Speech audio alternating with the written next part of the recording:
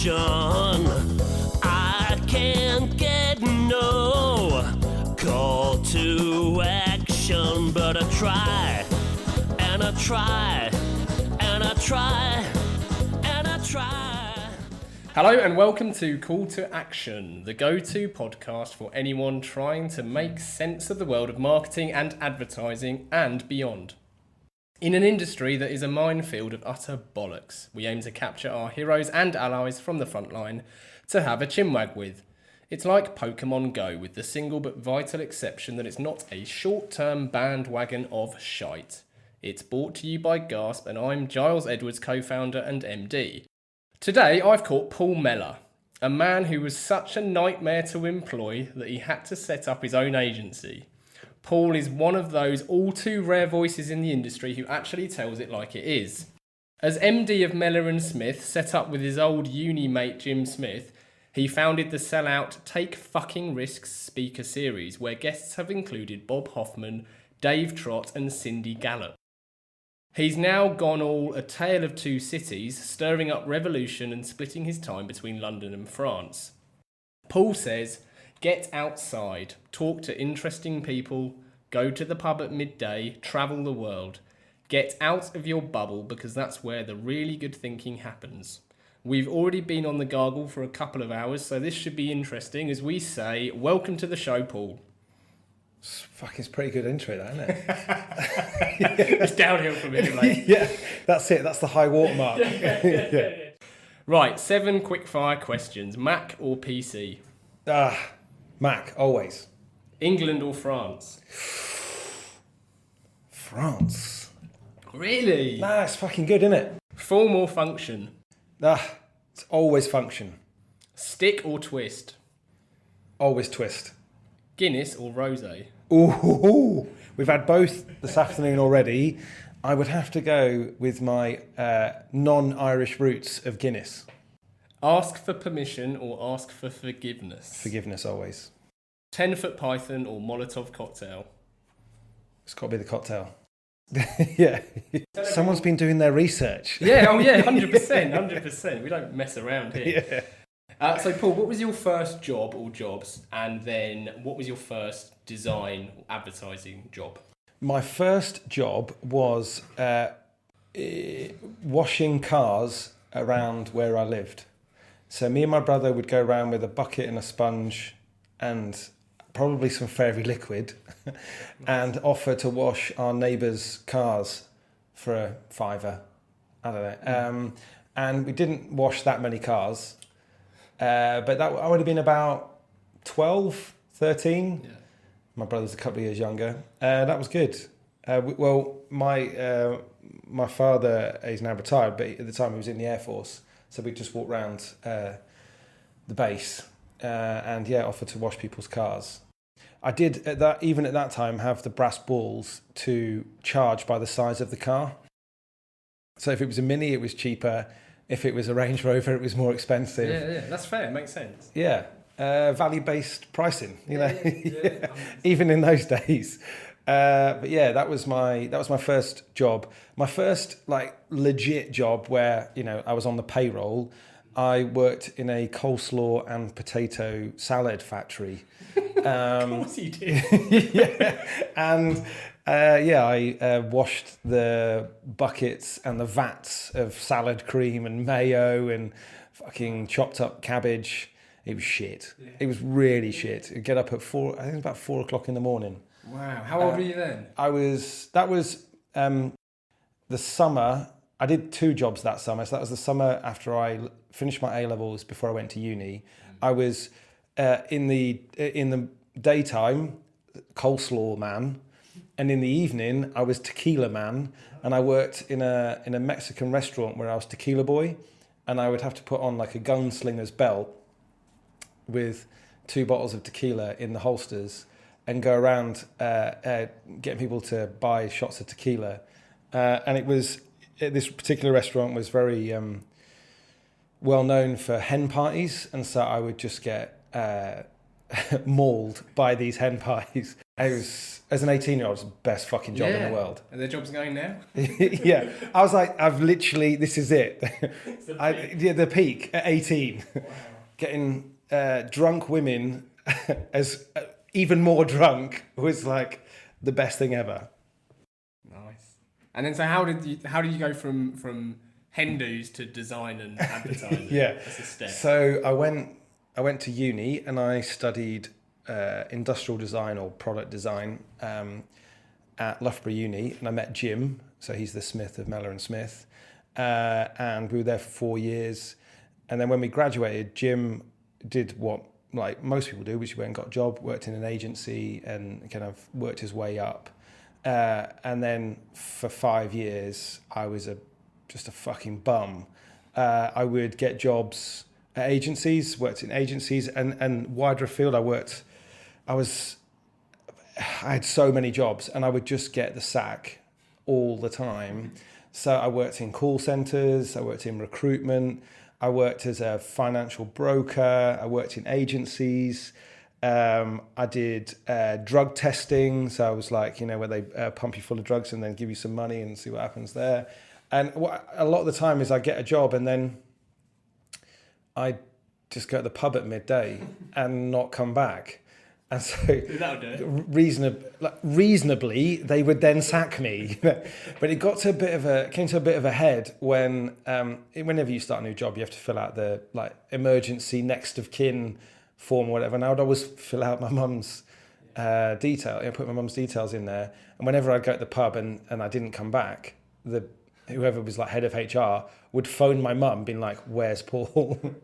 And so I'd come back home. I was, glamorous, living with my parents at that point, pissed to my mum, on the warpath. And I'm like, this is not cool. There's nothing worse than coming home drunk to your parents' house and your mum's really pissed off. And you're like, Mum, I've been drinking all afternoon. This is the last thing I want. So I ran away to the Alps, ran away to France, and just became a bit of a ski bum, working in bars, ducking and weaving really, and then met my now wife in a bar when I was working in this bar, and got her drunk, which is smooth, You knew how to do that. I knew that. I knew how to do that.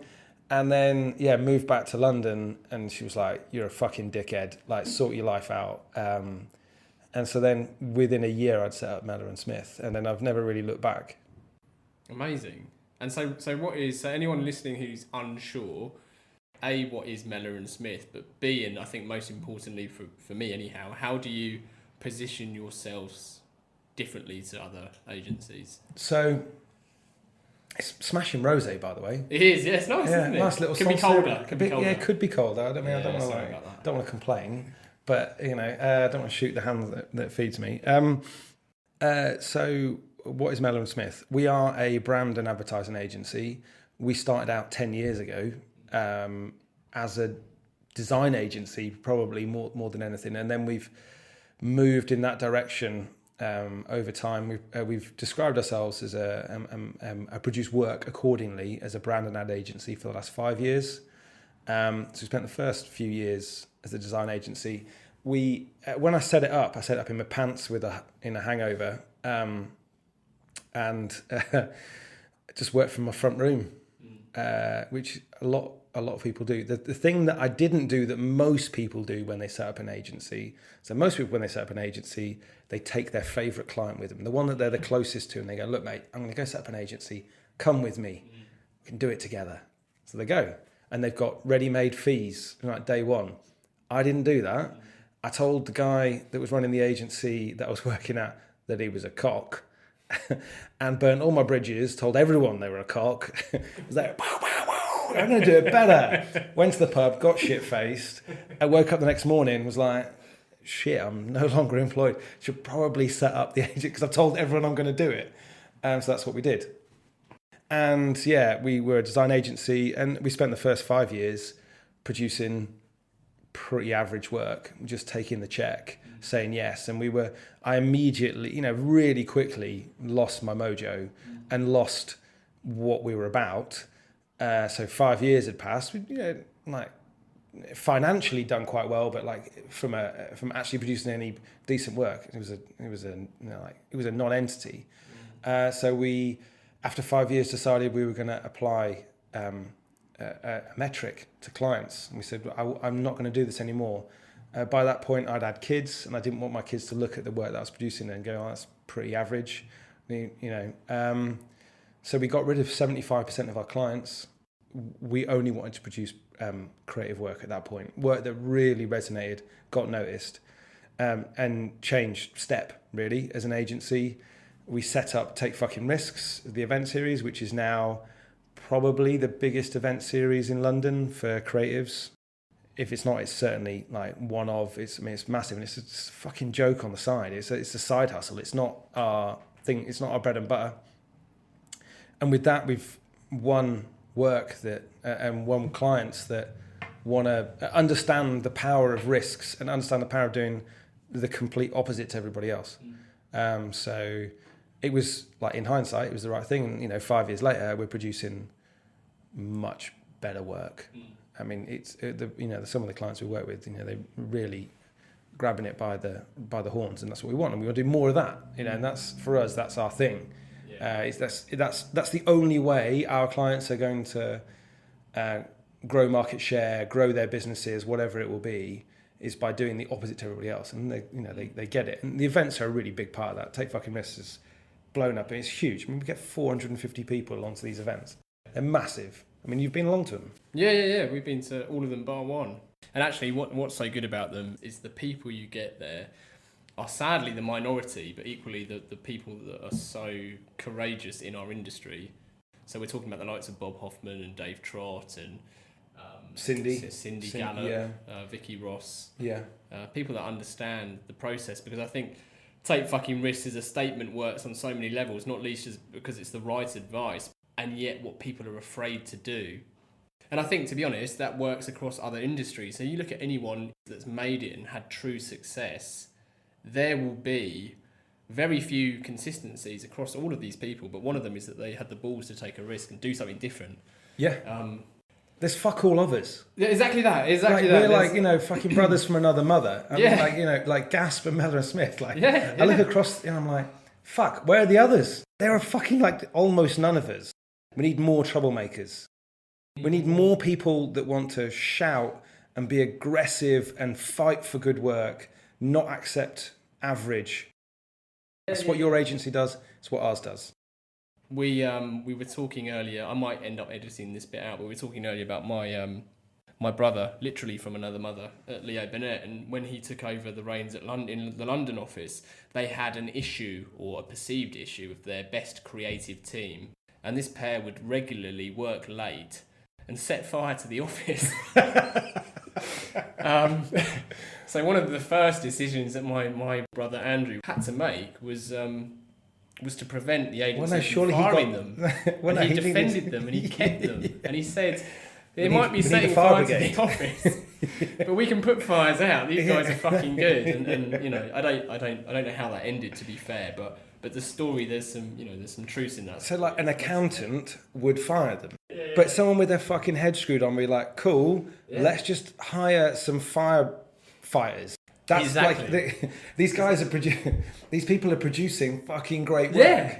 Let's just accept that it comes with some baggage. Exactly. Whereas an accountant go, well, no, it costs like 300 quid to put out these fucking fires. Let's get rid of that because that's a line item in a P&L. Fucking accountants. And they run businesses, don't they? Accountants, economists, and that's the sad truth.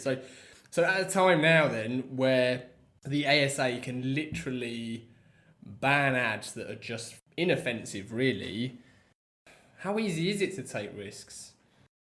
So we're talking about the Philadelphia and the VW. So Philadelphia and VW is a very recent and topical example, but even beyond that, where you've got an authority, for want of a better word, like the ASA, who can, I suppose in the VW instance, remove a campaign based on 3 complaints.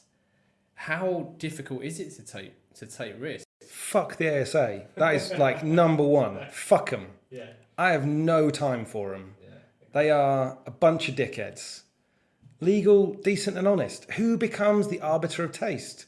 What, some dickheads in some fucking skyscraper? I have absolutely no time for the ASA. How 3 people complaining can kill an ad. The worst things about those ads is not the things that they were banned for. The worst thing about this is they're shite. They are fucking terrible ads. The fact that 3 people complain shows how shit they are. That's the worst thing about those ads. Like, I subscribe to the to what they're trying to do. You know, the fact that we should show modern parenting and we should have diversity and equality and all of those. Like, I 100% subscribe to those. If anyone's been to my talks, I get trolled a lot by white men. You know, as one of the as a white man, they don't like me.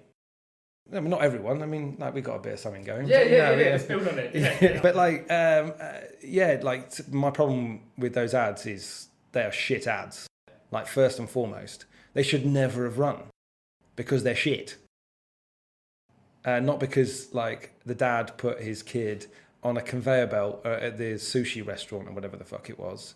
So yeah, I suppose that's the issue, really, isn't it? Because where's the line between something being funny, really, and offensive? Because a quote that I regularly use is I believe is Dawn French, and she said, "If it's funny, it's not offensive." It's very difficult to tread that line of doing something that's playful that doesn't offend. And if we're going to get that so binary about what we are and aren't allowed to say or do in public, everything's going to become so sterilised that we are all going to sound like each other because we're all so scared of upsetting someone. I mean, look, completely subscribe to the Dawn French approach. If it's funny, it's not offensive. Yeah. And if it is offensive, it's not funny. Come on, like, we cannot be fucking vanilla. I'll quite happily offend someone, like, if it's funny. But, like, I'm not going out to, like, offend you as in, like, I'm trying to pick a fight with you and, like, I'm trying to suppress who you're about. I'm just like, if I can poke fun at you, then that's okay. Yeah. And likewise, you can poke fun at me. That's, you know, like I suppose, like, the metropolitan liberal elite kind of view on that would be like, no, we can't possibly offend someone. Yeah, like, no, fuck off. You know, comedy has a value. Like, it's really powerful. It's actually really powerful in lots of ways other than just making people laugh. But it also makes really good advertising, which is why almost no adverts are funny, because people are shit at their jobs and they wouldn't dare, like, write something funny. They just can't possibly do it. You know, that's that. And I lose count of the amount of brands that we speak to that start a brief with, "I don't want to offend anybody, but let's go." And you're like, well, hang on, like, let's come up with something really good. And, like, I'm not looking to pick a fight with someone, but, like, if that's the way we go and that's the best thing, then, you know, then go for it. I mean, I think Brewdog are an absolute classic. They're like the poster child for that type of approach, where they'll just pick a fight with people. Now, that's clearly in the complete DNA of their business. I'm not saying that's the only way to do something, but they're really good at picking fights. I think the world of, like, you know, the world of advertising, the world of brands, is just so vanilla. Everyone in every industry, you know, you think across the market, you know, every type of industry, the vast majority of businesses couch around one central vanilla bland positioning. So few like step outside of that sort of central mold, and that's why 89% of ads are forgotten. That's why I think it's up to 85%. So people, you know, people wouldn't care if 85% of brands they buy disappeared overnight. That's because people don't give a fuck about brands and advertising. 600 million people have downloaded an ad blocker. Yeah. Literally 600 million people in the world have stuck 2 Vs up to what we produce as an industry. That's how shit we are. But that stat gets better. So we were looking into that stat specifically this week, and the latest figures, which have only been published in the last few days, suggest that 2 billion people have installed an ad blocker. So as a movement, that's a third of the fucking population on the planet. It's amazing. It's amazing. Of the 6 billion people on the planet, not all of them have got access to the internet. Yeah, exactly. The maths there, and it's amazing. That's how much we're fucking annoying people. But also, so you wouldn't believe it if you read the earnings reports for, networks. No, of course not. So my colleague here, Beth, has made Paul and I promise that we're not going to become Statler and Waldorf from the Muppets as two angry old cynical moody bastards. Can I get some more wine? Yeah, you can, yeah. But before we're positive, I want to talk about offending people, and then we'll get some more wine. Yeah. Why have we decided that offending people equals bad? One of the biggest mistakes that personally I see and we see as an agency, when brands are looking at their strategy for the year ahead or 5 years ahead, however long they plan, they look at who they want to target potentially, but they don't accept who they don't want to target. And the way of doing that is by sending out signals in all shapes and sizes of saying, we're not for you. So if we're not for you is offensive, then that's a really quick way of someone understanding they don't want to buy your brand. And I think that unfortunately we've become a society where offence equals bad. And of course, I'm not suggesting we should offend people or go out and try and upset people at all. Let's make that clear. But by displeasing someone, if we can take the scale down a notch, you are helping them understand that you're not for them. That's not a bad thing. You can't be everything to everyone. You can't be, what's the quote? You can't be all things to all men. Let's make it modern, all things to all men and women, right? Yeah. So it's okay for someone to not like you. Yeah, that is okay. If you're going out and being a fucking bigamist or a racist or, then that's not cool. There is a line. Yeah. And that's one of the things that we ask people before they, when we're interviewing people, we're like, where's the line? I'm interested to know where people think the line is. I happen to think that the line is a lot further away than it actually is. You have to trust your gut that when you're producing stuff, that people will find it funny, people will find it entertaining, and they will then remember the product it is that it's associated with. Lest we forget that the job of advertising is to get noticed. That is literally the fucking job. You wouldn't think it if you listen to, the mission statements of like the top 1,000 agencies in the world. They all fucking say something about purpose. They're really fucking mission-driven purpose. It's all bollocks. No, your job is to get eyeballs, get fucking noticed, get eyeballs on the product of your client. That is it. It's not even to shift the product. That's the brand's job. If their product is shit, then they're not going to shift any product. If their brand is great, their product is great, then they'll shift some product. Simple as that. But the job of advertising is just to get noticed. Get on people's radar. Yeah, that is it. It's really fucking simple, but a lot of people make it very complicated. So talking about risks, as a stunning response, you and a mutual friend and past pod guest, Vicky Ross, created the Bland Book. So for anyone who isn't familiar with the Bland Book, can you tell us what it is and why it's so good? So what is the Bland Book? So anybody that works in the creative industries will have seen brand books. The brand produces this Bible for this is our brand. This is everything that we stand for. These are the rules that we're going to follow. There is no allowance for deviation from this fucking complete gold that we've created, and they're all the fucking same. That is the problem. So I've seen thousands, literally fucking thousands of brand books, and they're all the same. Yet every single one of them thinks they're different. They're like hipsters, I suppose. Every hipster thinks they're different, but they're all the same. But they're bollocks. They're literally meaningless guff and shit.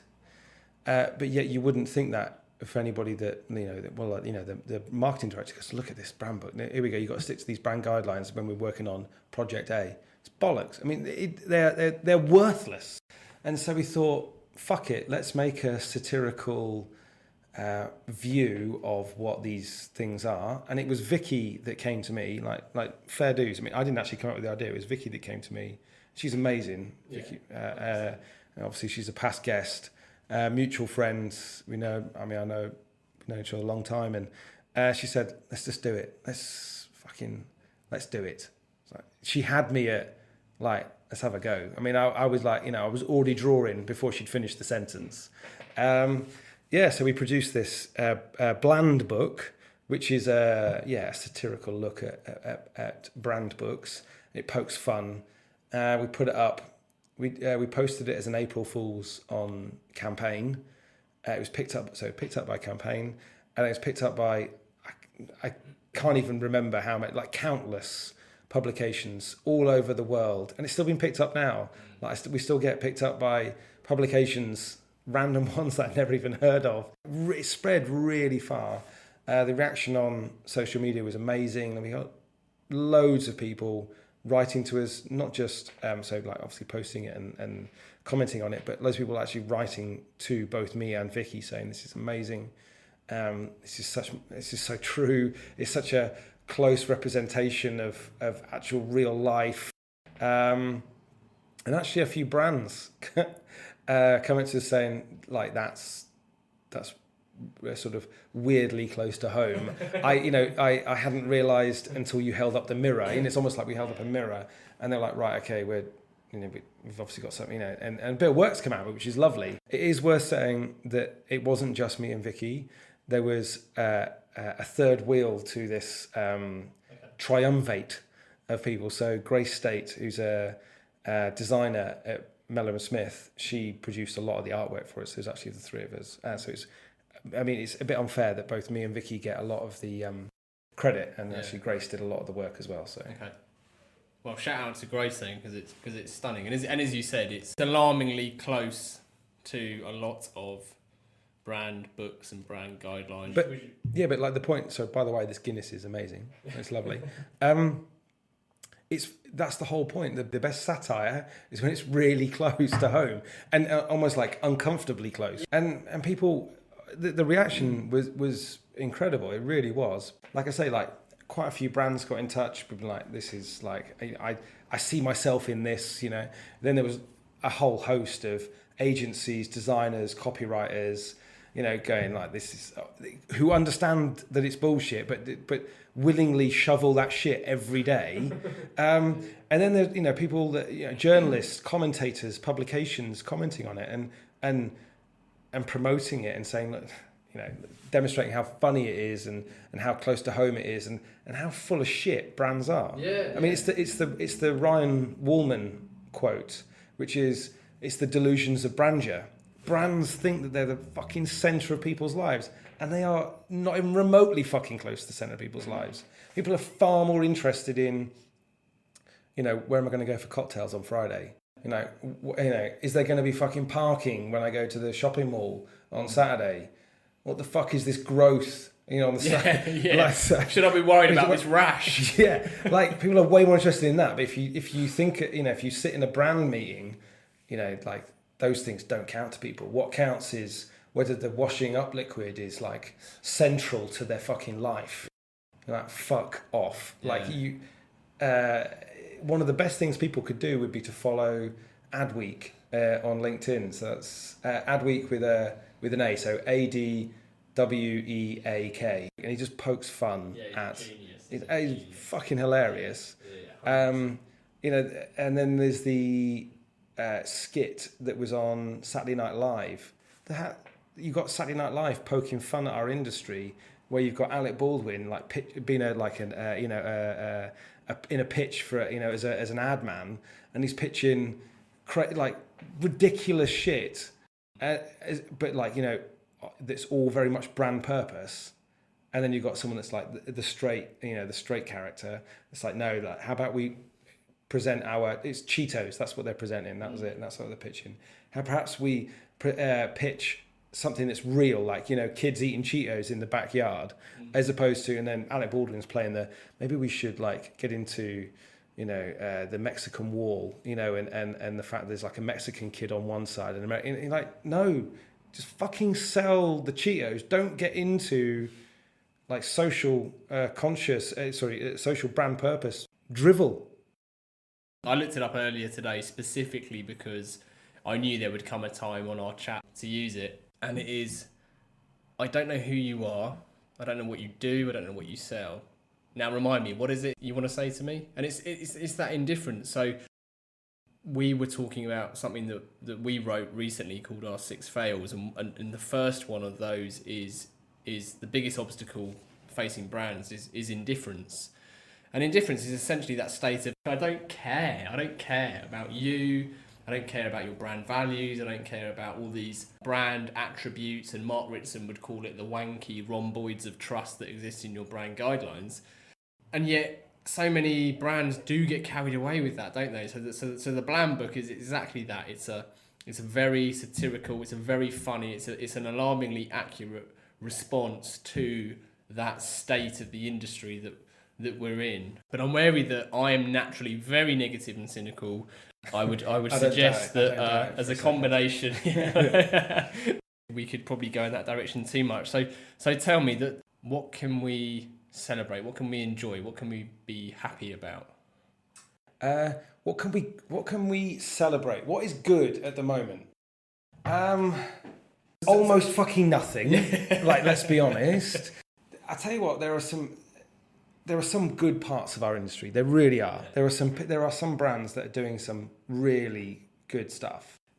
They're notable for being good because the average is really bad. Yeah, the benchmark is so bad. It's such a cliche, and the problem is that I get lambasted and I get trolled, and people take the time out of their day to fucking have a go at me. Sorry about which that. is lovely. You know, like I really enjoy it when people, you know, write to me and have a go at me. But when you are someone that talks about, how about we don't do it like now? You know, how about we don't get fucking addicted to digital marketing? How about we don't decide on our tactics before we even fucking decide on what our idea is, and stuff like that. How about we don't just chase the next shiny thing like machine learning or AI or VR or fucking Pokemon Go or any of that bollocks? How about we just come up with a fucking idea? That's quite an old-fashioned view, and then you get labelled as a dinosaur. It's such an easy label to give people like me, and you know, I kind of wear it with pride because, you know, I'm 37. I'm such an old guy. You know, like, fuck me, I'm a dinosaur. But you've got people like Dave Trott. We've already talked about Bob Hoffman. You know, Cindy Gallops of this world. We've had Oliviero Toscani. He's the guy that did all the Benetton ads. And they think about an idea is the starting point, and then they go forward from that. And that's how it should be. But that's how it was in yesteryear. And yet you look around agencies now, and no fucker is coming up with ideas. They're coming up with like tactics. How do we get this on VR? How the fuck do we get this in like machine learning? And I'm not saying they don't have a part to play. The point I'm making is, let's come up with an idea first and then decide how our media mix looks and what our channels that go out look. Cart before the horse, isn't it? It's the Mark Ritson quote, which is, I've got a hammer, I'm looking for a nail. Fucking come up with your idea first. The problem is, it's really hard, it's expensive, takes a bit of time. Doesn't take years, but it might take a month to come up with that idea. And this is where I have sympathy for my clients and clients in general. You know, they're under a lot of pressure. The clients aren't the bad guys here.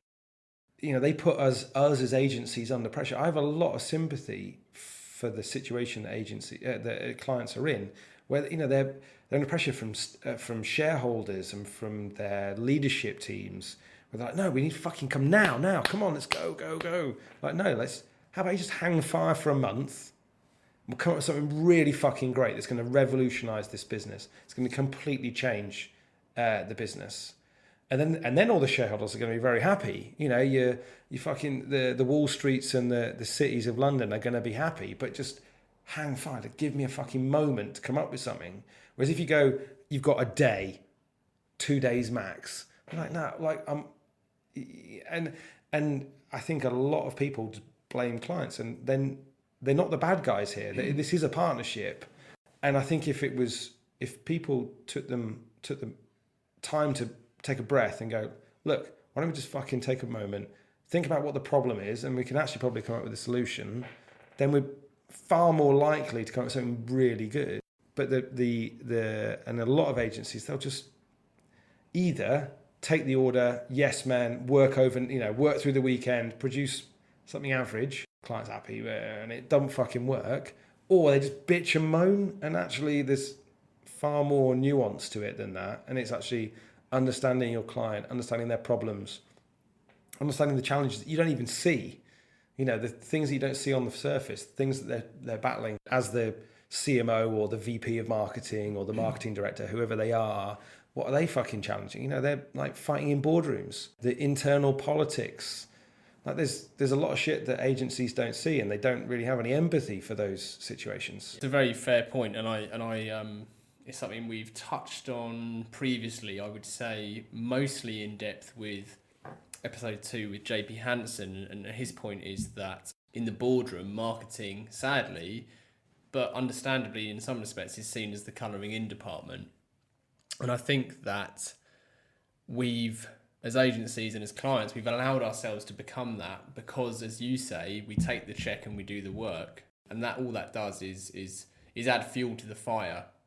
Whereas the brands that do succeed and the brands that are courageous and take a risk and understand that you do need to have a plan before you start blindly picking up tactics, understand that, and it's difficult. It's difficult because you have to challenge, and like you say, the clients have got an internal battle to buy themselves that A, time, and B, respect to do things right. And it's much easier to go with the status quo, but the status quo is that 11% that you referenced earlier, which is a cracking quote that I know Dave Trott shares a lot, which is the 89%. I mean, I completely ape it off Dave. Yeah, 100%. So do I. The thing is, and to plug Glenn Fisher, Dave. Actually, love you, Dave. Yeah, same as I talk about Dave all the time because actually he feeds a lot of what I believe in, and so I see me repeating a lot of stuff I've learned from people like Dave Trott and Bob Hoffman and the like as a positive thing, because all I'm doing is sharing the reality when too many people are kind of blind to that. And that split of 11% that's remembered, people focus and think, oh, the 4% that's remembered positively, that's where I want to be. Well, bollocks to that, because that 7% that's remembered negatively, that's Gio Compario from the Go Compare ads. That still works. I hate that guy. But I use Go Compare, and I do remember him at least, or Go Compare at least, because of how much I hate Gio Compario. Yeah. And that's a good thing, and it's that being remembered that is the job of advertising. Get noticed. Yeah. It doesn't matter whether you get noticed and people hate you. I mean, obviously it's better if they remember you and they go fucking love you. It doesn't matter. Like, so the Compare the Meerkats come out, and you're like, Go Compare, you're like, right, mate, we've got some fucking shit to do here. Like, we have to come out with something that's going to compete. And you come up with Gio Compario. Like, now people love him or hate him, he's a bit of a Marmite, but they fucking remember him. Yeah, exactly that. They remember him. Him. It's a brilliant case study of how to get noticed. Doesn't matter whether they fucking like you or not. Another problem with the advertising industry and the marketing industry as a whole is that people are obsessed with being liked. Oh, we must be liked. We must be liked. People must remember. Like, no, just be fucking noticed, and then try and become liked. The reason why 89, a big reason why 89% are forgotten is because they're all trying to be liked. The relationship between an agency and client, and my comment on the current state of things, without trying to say, ooh, aren't I clever, is... You are clever. Agencies nowadays, in my experience, I'm negative, anyway, act more like they're your nan, right? Where they say, yes, darling, to clients.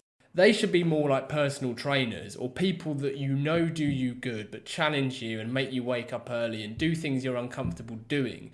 Agencies should be personal trainers. They shouldn't be your nan.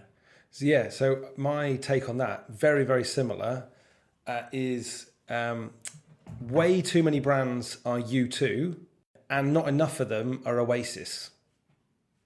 Like Oasis will come in and fucking smack you around the face. They're going to headbutt you. You're going to think, you know what? Nobody has no opinion of Oasis. They either like them or they don't, but they know who they are. No fucker likes U2. Yeah. Yeah, Bonio.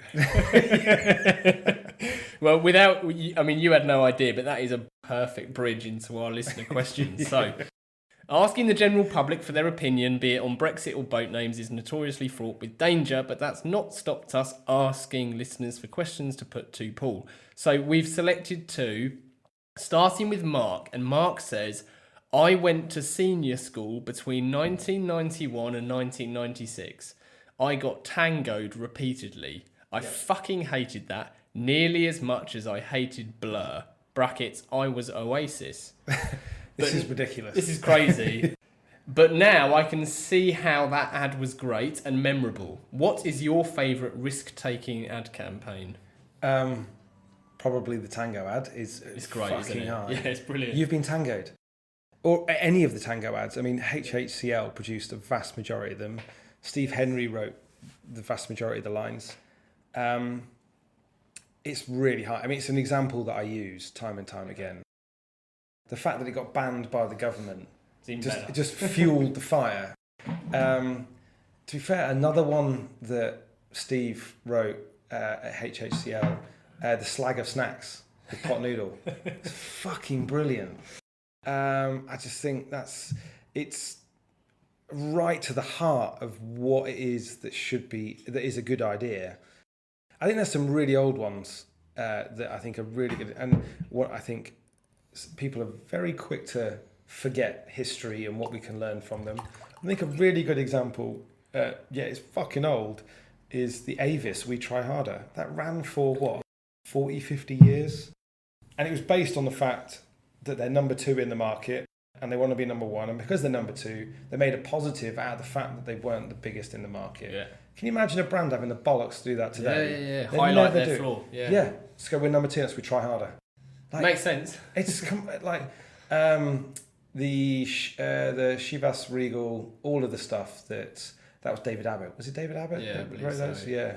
I mean, they just fucking ran for years and years. They're brilliant in the 80s. Amazing. And knew exactly who they were before. It's that flaw, isn't it? I mean, Richard Shotton, who I'm a huge fan of, that's kindly been on the pod, and he would also, I mean, he'd define that as a pratfall effect. So one example he gives is Guinness, so good things come to those who wait. Very pertinent. Yeah, because we're drinking Guinness. But if you take that out of the context of the drinks industry and maybe think of any other industries, the chances are you would brief your agency to just kind of gloss over that and hide that fact. Guinness has built itself on the fact that it does take longer, and that's perceived as a positive thing, and it's made a positive out of what it tastes better because it negative. takes longer. Yeah, it takes longer. Stella is another one. Yeah. It's more expensive. Yeah. It's better because it's more expensive. A really good example of that is, so you go into computing that you mentioned, is look at the ads of IBM, fucking Dell, any of the PC manufacturers of the 90s. It was called Speeds and Feeds. It was all about how fast we are, how fucking, how much shit we can store, any of that bollocks. Yeah. And Apple were like, how cool we are. I don't give a fuck how quick you are. It's just about how cool I look. And that was literally the differentiation. And you've got, all of these PC brands, and I know it's a cliche to pick on Apple as a really good example, but we're not talking about the iPhone here, or the iWatch, or any of the modern stuff that they've come up with in the last 10 years. We're talking about shit they were doing in the 90s where our Mac is just better looking. And that was it. They're one thing, whereas everyone else was like, nah, I'm all about the speeds, and our product looks like fucking turd. And that, differentiation, that, be the opposite to everybody else. It's so pertinent. It's so valuable. It's also focusing on one thing, not saying we want to say this, and this, and this, and this, you might as well mention this. It's having the balls to say that one thing that's key. And positioning statements are like juggling balls. So if you ask someone to hold one ball and throw it up in the air, fine, they'll catch it.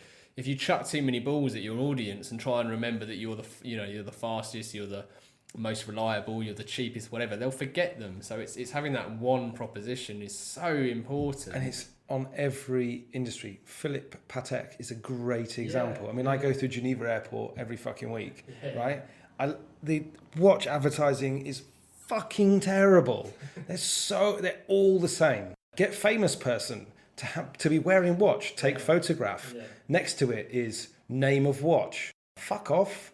Like, I don't give a fuck what watch Tiger Woods buys. You know, like he don't buy it, but you know what I mean. But Philip Patek is amazing. The watch that you hand down to your children. Yeah, you just pass it on. Pass it on. Yeah, it's genius. It's not for you; it's for your children. Like, that is an absolute fucking piece of gold. And we could call out, like, I could call out lots, but the point is that they're doing the opposite to everybody else. And that is what agencies should be giving to brands, and not enough of them are.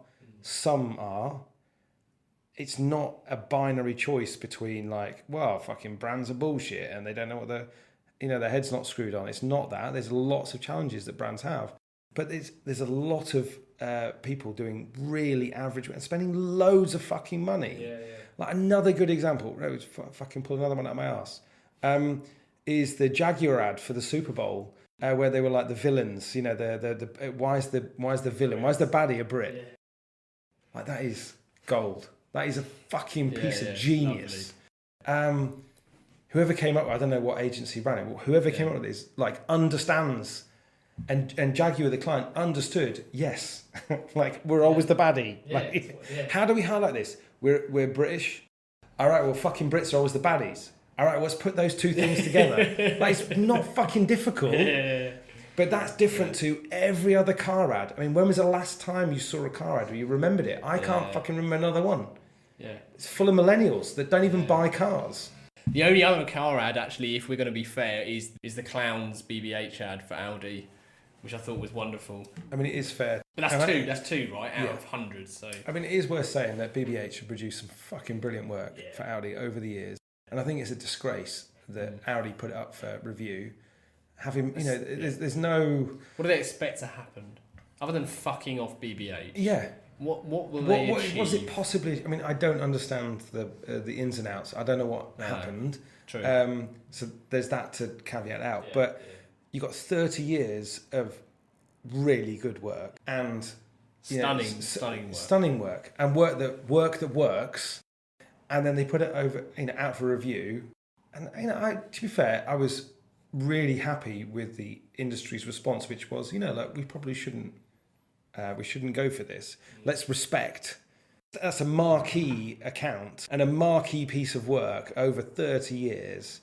They've grown Audi's business. BBH are not solely responsible for how big Audi have become over the last 30 years, but they're a big component of the growth that they've had. The amount of cars they've shifted. Question 2. All right, we're on question 1. We're on questions. Question 2. So Leanne asks, who's been your favourite speaker at the TFR events? So let's just give Paul a break here and say they've all been awesome, because I've heard most of them. But are there any that stand out? Let's rephrase Leanne's question. Are there any that stand out in particular because of something? So Cindy Gallop was incredible. I must say that all of our speakers, I've never been disappointed with our speakers. Have been incredible. And we have 2 sets of events now. We have these big events, 450 people come along, and we get huge speakers.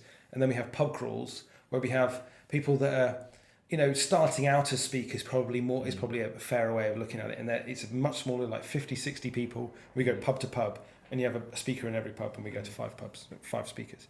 It's great, and we have the sort of the mixture of the two over a year. I think Cindy's, you can't look past Cindy.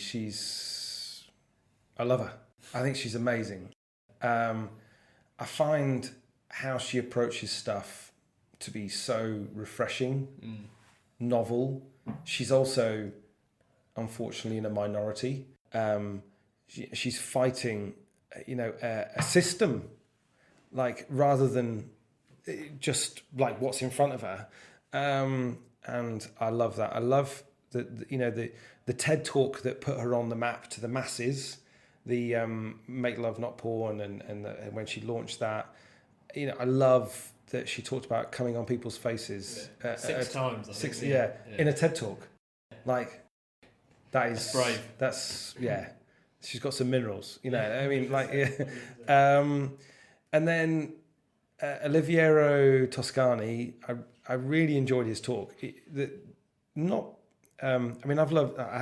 difficult. It's hard to, a lot of the people that we've had talk, I'm friends with them, so it's difficult for me to like not call them out. Yeah. But the thing what Oliviero did, which is different to the others, is that he talked about his body of work, whereas the others talked about their philosophy, probably more so.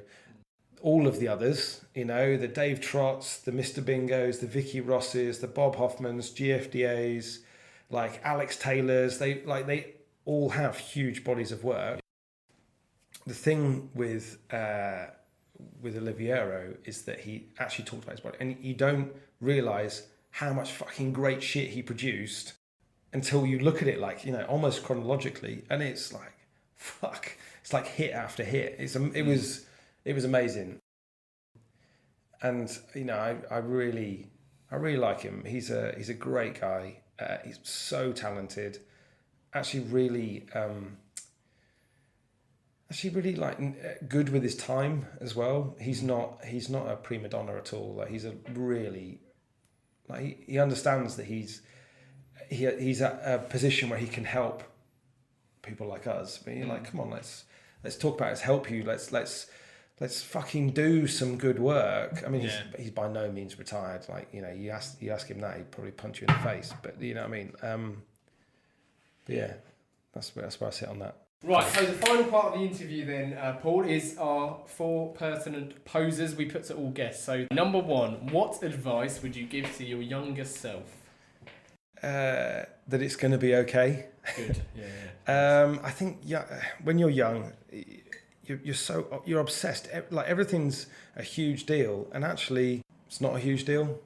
You can fuck up a lot. No, I mean, I did.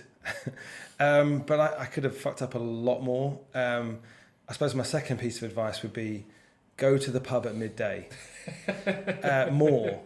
Like, the people that you meet, it sounds like, it's fun, go to the pub at midday. But the people you meet at the pub in the pub at midday are real. They're not fake. They're not like hustling. They're not like you got some kind of veneer. They're just fucking real people. And those are the people that buy Fairy Liquid. They're the people that buy your Hoovers, your irons, all of the shit that we sell. Yeah. And if you spoke to a brand manager or a marketing director, they don't think like that. And they need to, because those are the people that fucking buy their shit. Yeah. And it's easily forgotten because those people don't have a voice. And these people they're real, and you can go and people watch. I mean, we work with some clients, and I don't want to like name names, but we work with some clients.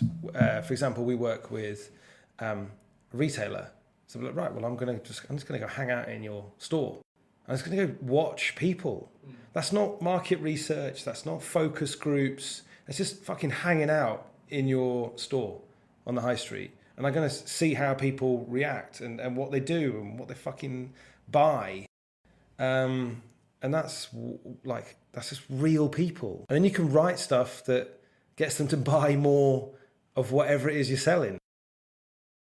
If you could banish one thing from the industry, just one, what would it be and why? If I could banish one thing, fuckwits. Would be a good start. Nah, I mean, like, that's a bit flippant. Just people that take themselves too seriously. They think that we're trying to like solve world peace. Like we're not doing that. Like, it's cool if we do. People that take themselves way too seriously.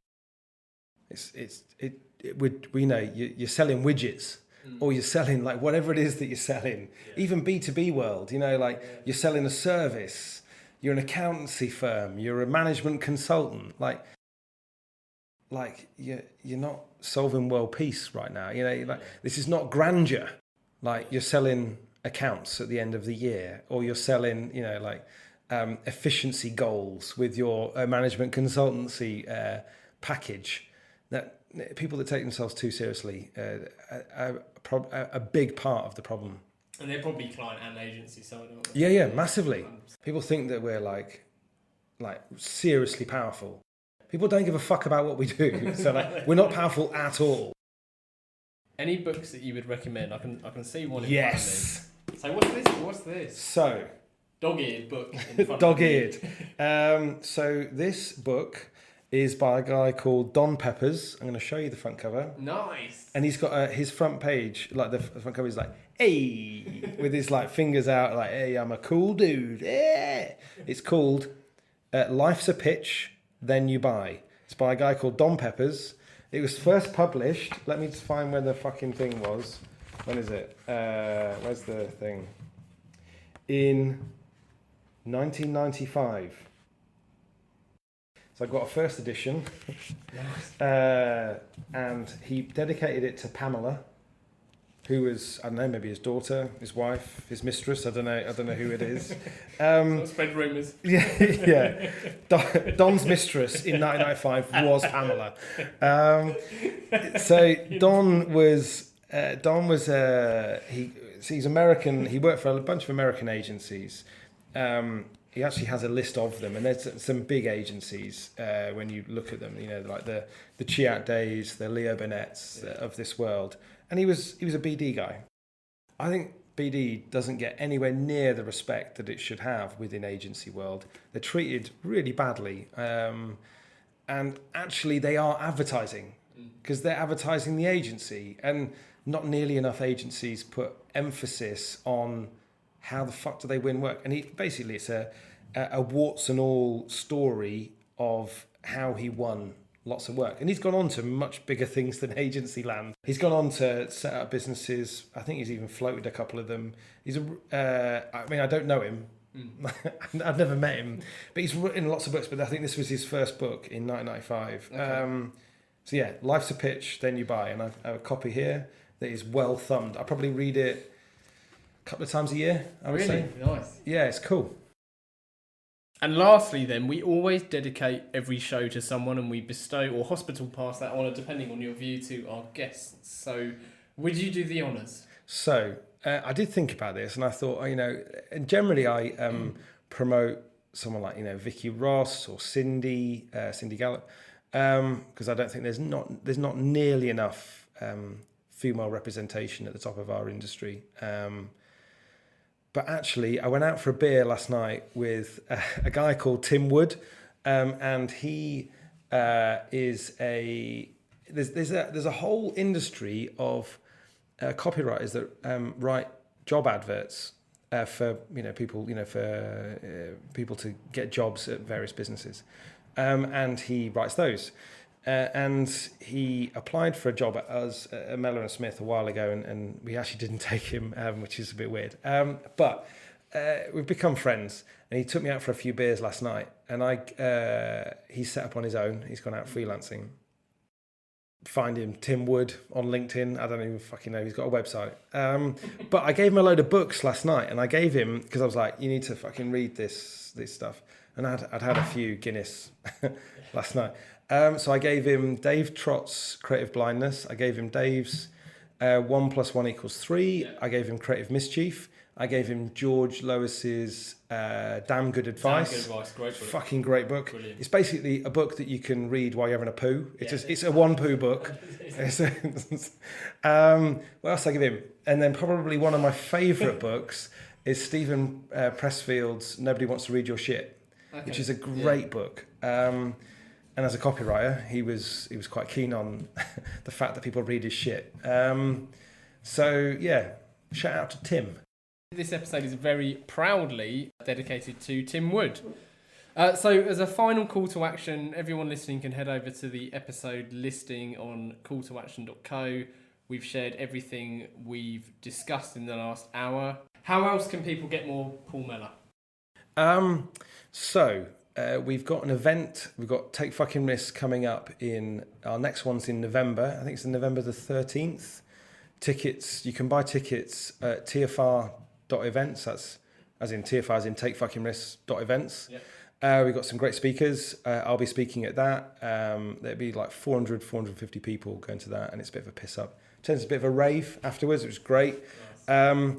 And then otherwise, I don't really go into social media. I think it's all a bit of bollocks, really, isn't it? But I'm on LinkedIn. That's the only one I'm on. So just search for Paul Mellor on LinkedIn, and I post and shoot my mouth off, and kind of pick a fight every now and then. Perfect. Well, Paul, thank you so much for joining us. Honestly, it's been a huge pleasure, as you know, and I've enjoyed it more than I could have possibly expected. More than all of the others. More than all of the others. Yeah. It's been great, so thank you, Paul. Cheers, mate. It was great. And thank you to everyone listening. Please continue to share and review the show, and to get in touch, find Gasp online or email hello@calltoaction.co.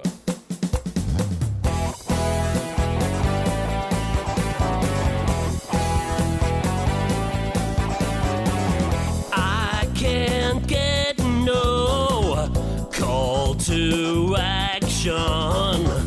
I can't get no call to action, but I try, and I try, and I try, and I try.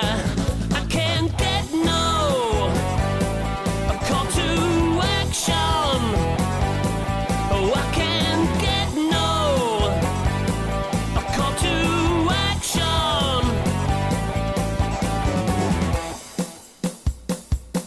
Yeah.